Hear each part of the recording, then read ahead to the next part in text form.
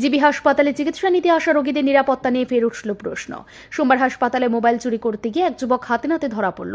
পরে খবর পেয়ে ঘটনাস্থলে এসে পুলিশ তাকে গ্রেপ্তার করে। সূর্যমণিনগরের বাসিন্দা রাজু বৈদ্য জানান, তিনি জিবি হাসপাতালে চিকিৎসা পরিষেবা নিতে এসে টিকিট কাউন্টারে লাইনে দাঁড়ান। সে সময় হঠাৎ লক্ষ্য করেন তার পকেট থেকে মোবাইল ফোনটি উধাও।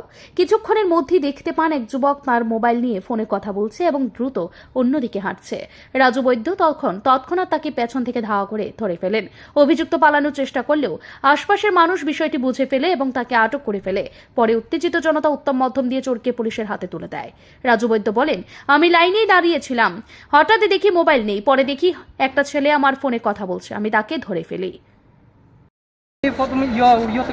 কাউন্টার থেকে ফর্মটা দিচ্ছি ফিল আপ করলাম। হঠাৎ করে দিয়ে কী তা করছে, আমি ঠিক কইতে আমি আগে দিয়ে কিন্তু মোবাইলের ভিতরে আমাকে ওটার ভিতরে মোবাইলটা নাই। এরপর আমার তো মাথা গরম হয়েছে, কী করুন লাস্টে দিয়ে গিটা ফোন করতেছি, ফোনটা কেউ ইয়ে করতেছে না। এরপর দিয়ে সাইড হয়ে গেছে, একটা সাইড হয়ে গেছে। পরে দিলাম তার সন্দেহ হয়েছে, আমি তো মনে হয় ওই মনে নিয়েছে। পরে থেকে দিয়ে কিন্তু আমার এই টাকাটা পুরোপুরি বাইরে দিয়েছি উঠছে, আমি দিকে সিগনাল আইছি। তো এরপর আমি এরপরে হেরে কইছি, পরে আমি নিয়েছি না তো আইসি নিচের দিকে নিচে আমি নিচে পাইছি। তুই পরে রয়েছে, তুই আমার হাতে দিতি, তুই আমার হাতে দিতি, তুই পরে রয়েছে তুই লিখা পরে রয়েছে তো ডুবাইছে আবার কইতে বলছে, আবার দিয়ে দৌড়ও মারছে। কি মোবাইল আসতো তোমার? এটা আমার রিয়েলমি সিকুয়েন্স।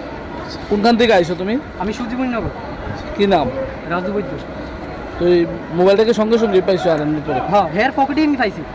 আমি হেয়ার পকেট থেকে আমি বাইর করে কই, তুমি মোবাইলটা কেমনে চুরি করছো? দেখো ভাই, নিচে পাইছি। তুই নিচে পাইছি, তুই আমার দিতি, তুই কে লিখে তুই তোর ফোন ডুবে রাখছো, আবার তুই সাইডে যাস। হে আবার চুরি করে যা পকেটে ডুবাইছে যা, এবার ফোনে লাগাই দিছে কথা।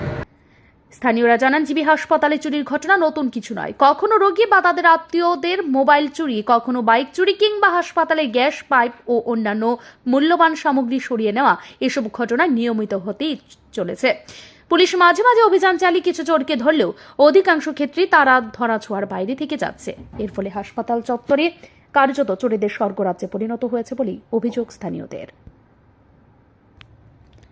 ব্যুরো রিপোর্ট, ঋদ্ধি নেটওয়ার্ক।